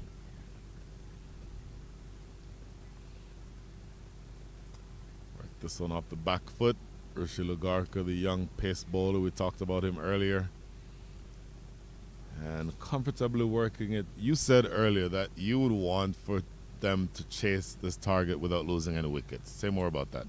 The reason why I suggested that is given the innings we saw from Knight Riders United yesterday, they made 129 in their 20 overs, and it was a bit of a stop-start. Apart from the innings from Trump, who top scored with 50-odd, everyone else was just on or around 20 for a couple batsmen. And apart from that, a few of the batsmen were under 10. So I think the main goal here would be to get some momentum flowing for their opening pair, and that would just augur well for the rest of the batting lineup, who can come in with less pressure on their shoulders. Oh, in the air and goes all the way for 6, did it? No, it did not. Landed just inside, but Sanjay Krishnamurthy dropped short twice in this first over, and he was punished both times. End of over number 1, 9 without loss. One of the main differences that we are seeing in the bowling from Krishnamurthy compared to that of Ali Sheikh in the previous innings is that he's not really getting much purchase off of the surface. Granted, it's a new ball, it's the first over, but we did see the new ball turning from the spinners from Knight Riders United. It's interesting because Sanjay Krishnamurthy often bowls with the new ball. In fact, in last week's tournament, the minor league championship that I keep talking about, he opened the bowling in at least 2 of those matches. And continuing with the examination by spin is the man whose name I've called a number of times already. Akhilesh Bodhagam will be bowling from the southern end of the ground. The right-hander bowling to the right-handed power hitter 𝗂𝗚 Anwar. So this is an interesting matchup. But the strength of Akhilesh Bodhagam from his height, 6'5", is the ability to generate awkward bounce, and generally he's bang on target with his length. Ooh! I am the master of the jinx. I was now going to say, Brian, there's a saying called commentator's curse, and there's just a jinx. Which one was that?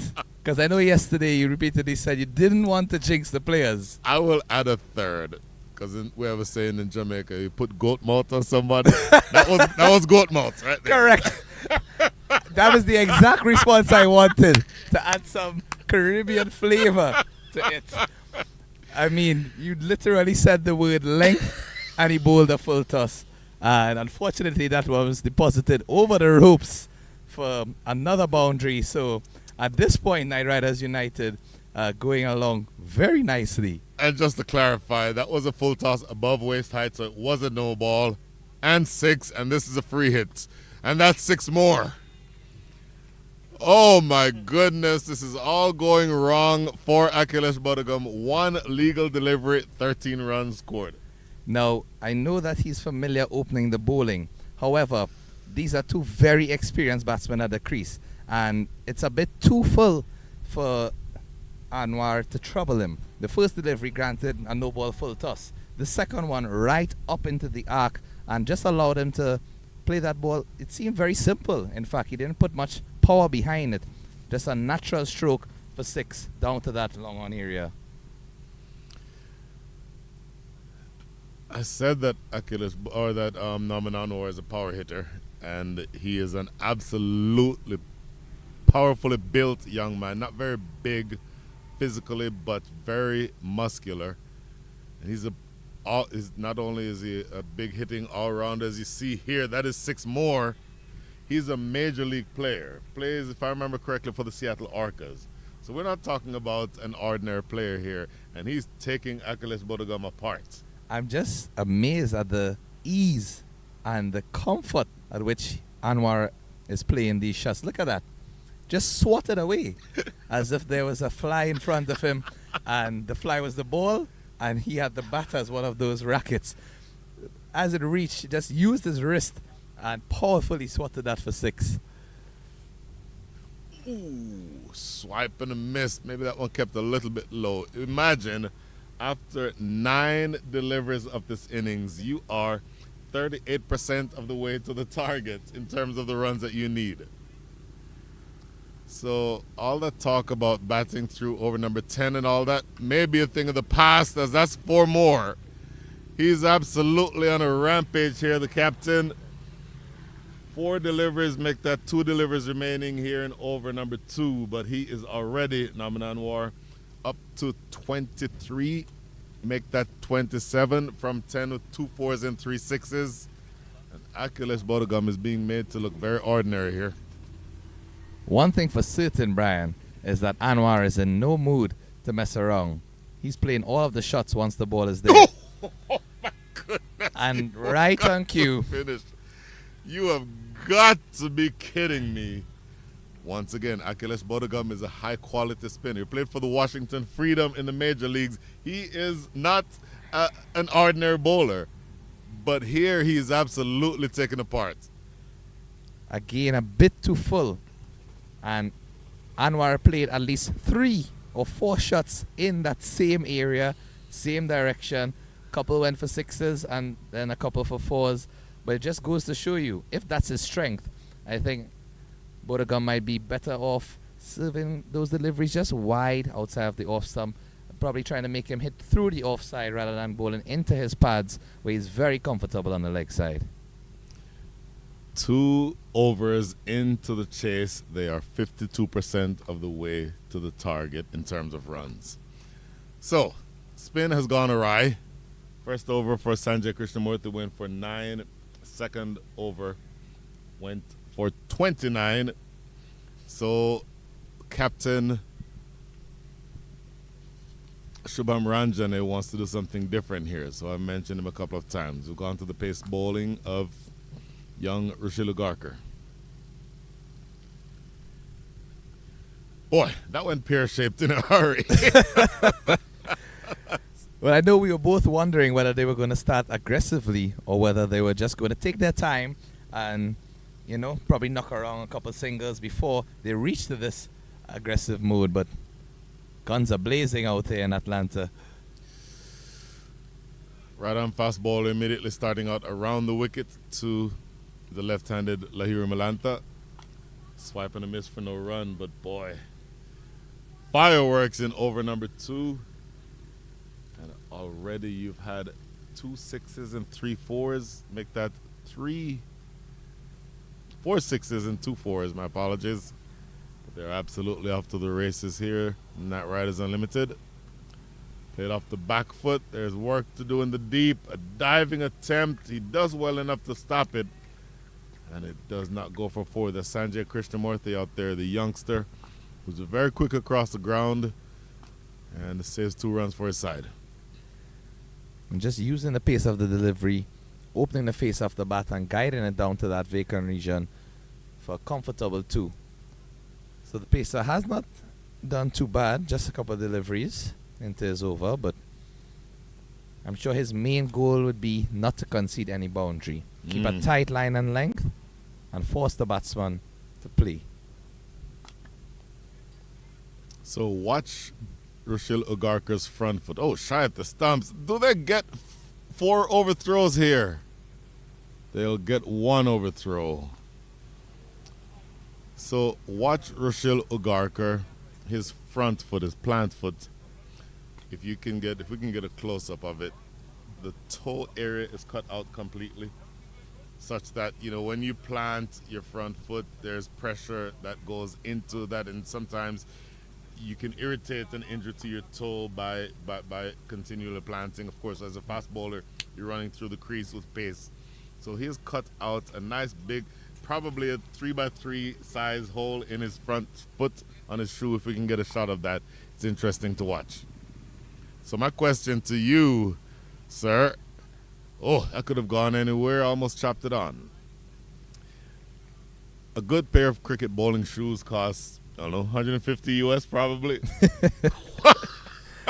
Good is such a relative too, because it all depends on the personal preference of the player. This is true. Some people like to have certain brands, some people prefer comfort, and again, even a simple factor as the shape of your foot is all depends on the type of shoe you choose.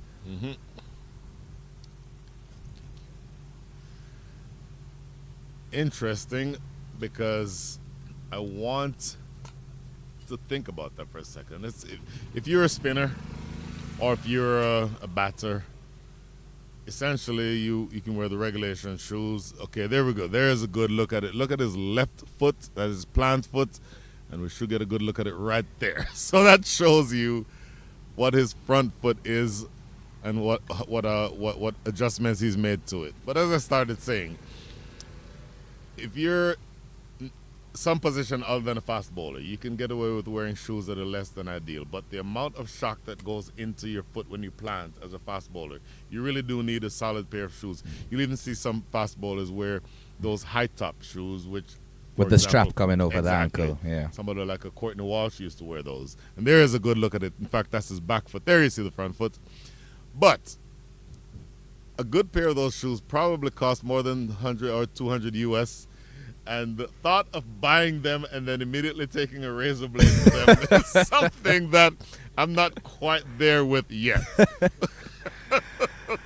But a very good over by comparison for 𝗂𝗃𝗃𝗃. 1 over in the books. Only conceded 4 runs.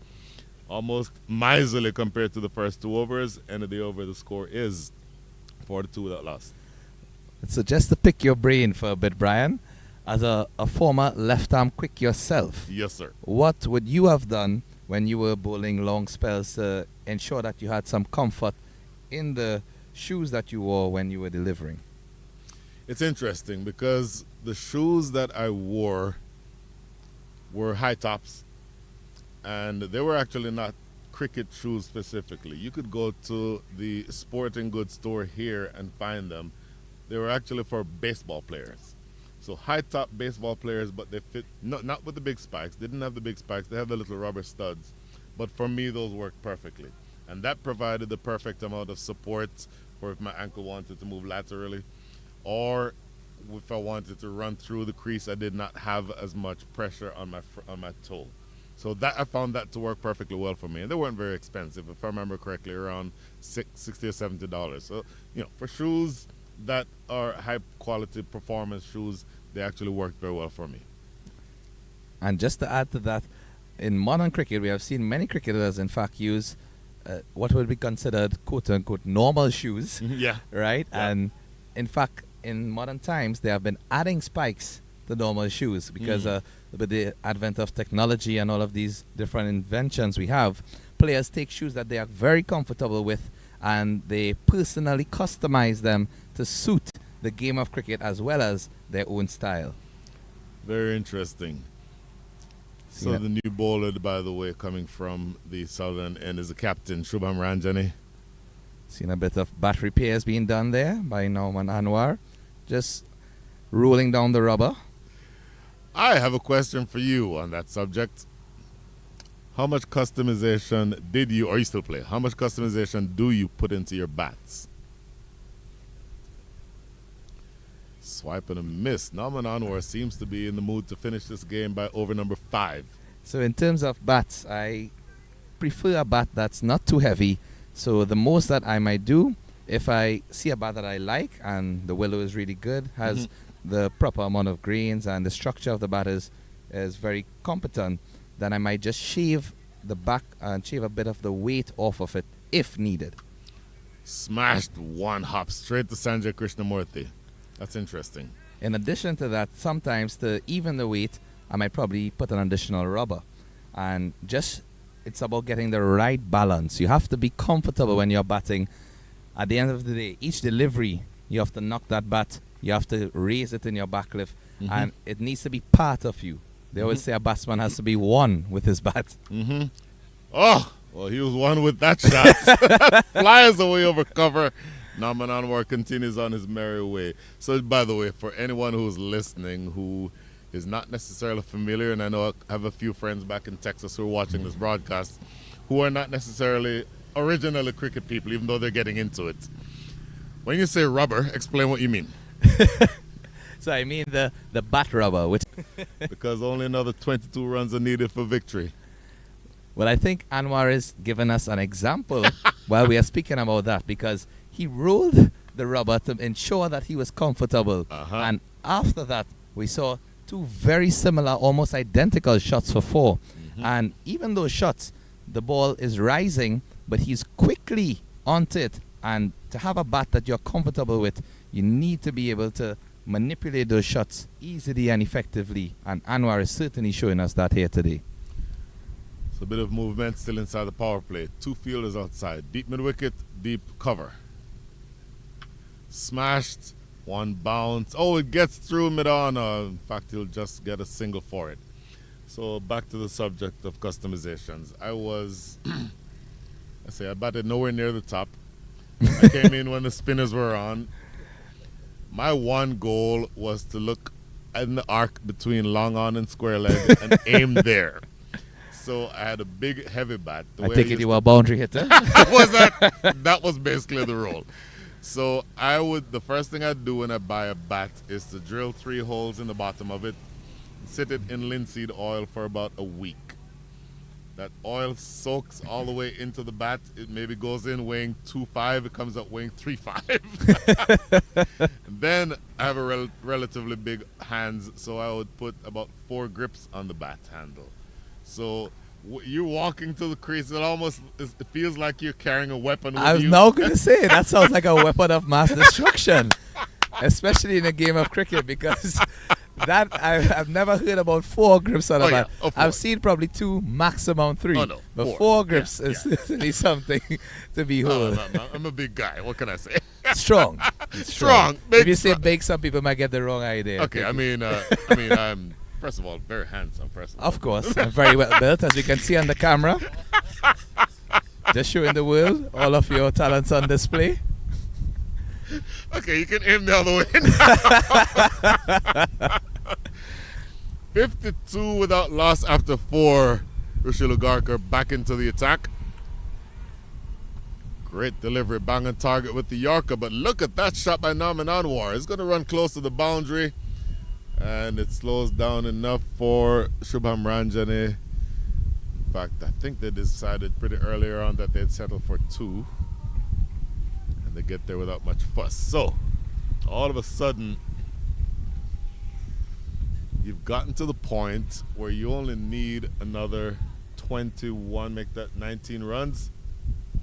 Oh my goodness, I have to tell you something about a message I just received. Hammered, but Shubham Ranjane is right there. Just got a message. What commentary in Atlanta, listening from India. You know who that was from? Jaskaran Malhotra. Wow. Jaskaran, it is great to hear from you. We sing your praises every chance we can get. As well as your brothers. As well as your brother. Oh, yeah, your brother involved too. Swipe and a miss. That might go away for 4 byes, I believe. 𝗚𝗚 𝗚𝗚 is pretty quick, and the outfield is a lot quicker now. There's a signal from umpire Brian Kane, 4 byes. And just as you mentioned that, Brian, it really is a testament to the fact of how global cricket is at this stage. And thanks to our production and thanks to the sponsors as well for allowing these games to be live streamed. It allows you to have access from all over the globe. I know we have friends back in the Caribbean, both from your home country, Jamaica, and mine's Trinidad and Tobago, looking on intently at the Atlanta Open T20. In the direction between you or toward you and me, do we get the chance to field the ball here? Oh, thankfully I do. Let's see the arm. Let's see that arm. Oh, come on. I wanted to see that right to the keeper. Didn't want to embarrass myself publicly, so took the safer route.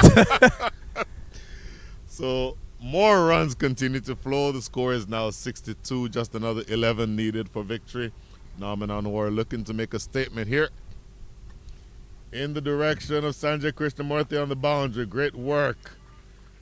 Keeps it to 1. And by the way, that applause that you hear is Norman Anwar reaching his 50 from 24 balls, 5 fours and 4 sixes. The captain is more than making up for his failure with the bat yesterday. So you recall before they started this run chase, Brian, we said that ideally we would want them to reach to this target without losing any wickets. 10 runs are required in 15.1 overs. Anwar just got to his 50, and Lahiru is just taking his time. Only 7 from 6, but granted, his opposite partner has dominated the strike. Well, that's going to be wide. So from now, a 6 and a 4 will do it. Pretty much. Do you, in fact, if there's a 6 off this last ball or a 4, it's the last ball of the over coming up. So either way, you get the sense that Norman Anwar will get a chance to finish the game in style. 64 without loss in 4.5 overs. Unbelievable stuff. 13.2 for the run rate. Looks to play this away. Can't get any bat on it, but it's another wide. Now 2 fours will take you home. Boy, well, we were handed our lunch about 5 minutes before the game started, before the inning started, and I was thinking, okay, we have another hour and a half before we can eat. Looks like we'll do it. We'll be doing it in the next few minutes. It seems as if Anwar has your best interest at heart. Well, I clearly look like I've missed a few meals. Worked into the offside, short third for a single. 14 runs come from that over. That is the end of over number 5. The score is 66 without loss. So given the fact that the present run rate is 13.2 per over, this would certainly do wonders for the run rate in terms of the grouping and the standings for Knight Riders United. And I mean, given the finish yesterday as well, when they only made 129 when they batted first, but they bowled out the Carolina Smashers for just under 80, I believe. So it just goes to show you that they are not taking this game lightly. Yes, it was a modest total to chase. However, they are doing it in quite some style. You're exactly right. The one thought that I think would have been interesting or important is the net run rate considerations that you just alluded to. And by the way, is this the case of closing the gate after the horse has bolted? Because Danish Canaria is now bowling from the southern end. I would say if he's an impact player, he should have been probably introduced a bit earlier. Granted, their initial mindset would have been to reach past the power play and then bring him in being a leg spinner, and in the power play only 2 players are allowed outside of the 30-yard circle. However, it's the 6th over. He has to come in now because within 1 over or even within a couple balls, the game can be finished. And it's not fair to him to have to come to the defense of 1 runs, but oh, look at this. 1 delivery and the former international leg spinner does the trick. Lahiri Malanta goes dancing down the track. He's dismissed twice in a row in consecutive innings, looking to run down the track. Yesterday, he danced down the track to the pace bowler. Now he dances down to a former international leg spinner. And what's interesting about this dismissal is that it's a leg spinner to a left-hander. The ball is turning into you. So to get stumped in that manner, chipping forward, is not the... how to put it this way? He would be cross with himself. I'm trying to put it modestly because I think it wasn't the most sensible decision for him to chip down in that instance. And again, you just have a few runs to make. Watch the first delivery. You have so many balls remaining in the innings. Just play through the line. If he had played that ball straight behind the bowler, he would have gotten an easy single. Even if he went aggressively, he could have probably gotten 4. But take nothing away from the experience from Danish Canaria. And I mean, I was just about to say, right when he bowled that delivery, it's not fair to him to come on now to have to defend 7 runs and then he gets a wicket on his first ball. So who am I to determine what's fair, right? The cricket gods have spoken.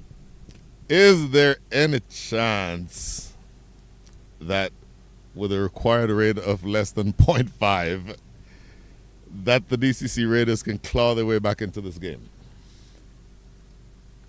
Now, the thing with cricket is that anything is possible. But it must be said that it's a extremely uphill task for them to achieve. More so with the fact that Joshua Trump has just arrived at the crease. Joshua Trump has arrived at the crease, and going back to the conversation that we're having from about 10,000 miles here. Oh, look at this. Going aggressive. 3 slips. Oh, my. 3 slips and a leg slip in play. And Joshua Trump shuts all that down, going over the top of extra cover for 6 to level the scores. Well, he basically responded by saying, if you bring all the fielders close to me, I'm just going to hit it where there's nobody out there. And that delivery was pitched up right in the slot for him. And going on that form from yesterday, you know, it was really an easy strike there for Trump. Well, I mentioned to you yesterday that one of his favorite scoring areas is deep extra cover. You saw evidence of it there. As clean a strike as you will ever expect to see from any batter, not the least of which came off of an international bowler. And when it's nice, you do it twice. Short, stepping away, and punching that down the ground for 4.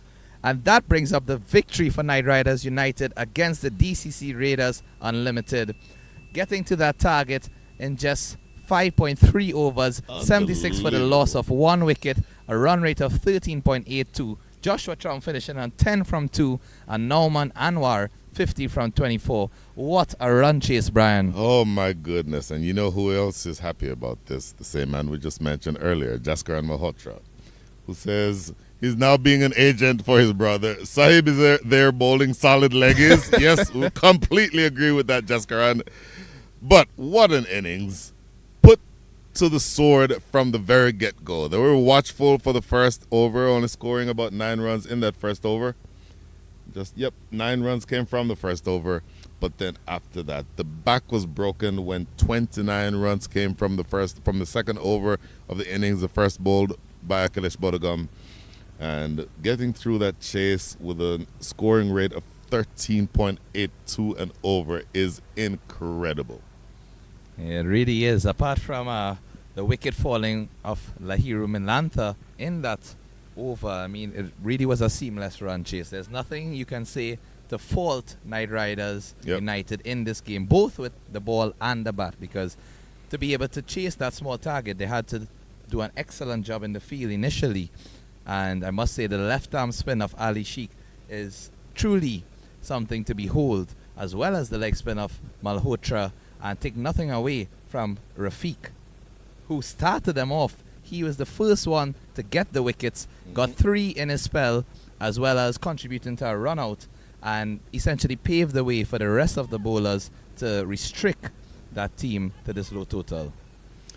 Unbelievable. Quick look at the scorecard. Not a whole lot of lines to read. Nauman Anwar did the majority of the damage. A strike rate of 208, 50 from 24. 5 4s and 4 6s. Lahiru Milantha, absolutely test match like. Strike rate was only 100. And Joshua Trump, strike rate of 500. 2 deliveries, 10 runs. Unbelievable stuff from the DC, or from the Knight Riders United. And the bowlers. In terms of the bowling department, only one of the bowlers was lucky enough to get a wicket in that column. The legendary Danish Canary, as we just saw, in his first over, getting a wicket. Unfortunately, it was followed by a 6 and a 4. But take nothing away from the fact that he is the lone person to get a wicket for his team. In terms of the economy for the other bowlers, Krishnamurti did well, 1 over for 9 runs. That was the first over that you spoke about. Akhilesh Bodhagam, I know that you were speaking very highly of his bowling, and Akhilesh, definitely he's a very competent bowler. But it just goes to show you the game of cricket is unpredictable. Today he bowled 1 over for 29. Tomorrow he might bowl 4 overs and get 5 wickets. You never know, because he is a competent bowler, plays at the highest level in the United States of America, and certainly we would wish him the best to come back from that spell. Rushil Ugarkar, 2 overs for 14.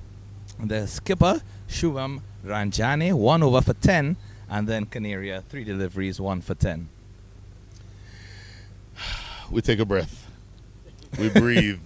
At this stage, we get to eat. We can probably eat a 5-course meal and have a nap and still come back in time for the second game. That starts at 2:30 later on this afternoon. Join us when it will be the Atlanta Fire who will be taking the field right here at field number 2. Atlanta Fire is essentially the baby of, let's just call it, the man who is the reason we're all here, Mr. Hassan Tariq. And we will see that team play on this field here in a couple of hours. By the way, the Atlanta Fire will be playing against, in fact, let's get the name of the opponent in 3, 2, 1, Carolina Smashers. So you'll see those 2 teams lock horns later on this afternoon. So in the meantime, just a summary again from the brand new, not the brand new, but the wonderful 𝗵𝗃𝗃 Cricket Complex here in Georgia. The Knight Riders absolutely put their foot on the throats of the young men who were overmatched at this stage, you would have to say. I think you've seen where the dominance from the Knight Riders showed that the DCC Raiders, while they're a good squad, that they have a little bit of room to do to get up to the next level. So that is the end of the coverage from here. Brian Walters, along with the lovely, the talented 𝗃𝗃𝗃𝗃. Okay, I had it going there for a while. I messed it up that time. You got it spot on each time. No worries at all, Brian. Definitely a pleasure to be here. And we'd also like to say thanks to our producer, Mr. Ronnie Bikramdas, as well as our cameraman, Mr. Ricky Rajaram, for the excellent work in the production of the first game. 𝗃𝗃𝗃𝗃 signing out from this match, and we look forward to rejoining you for the second encounter of day 2.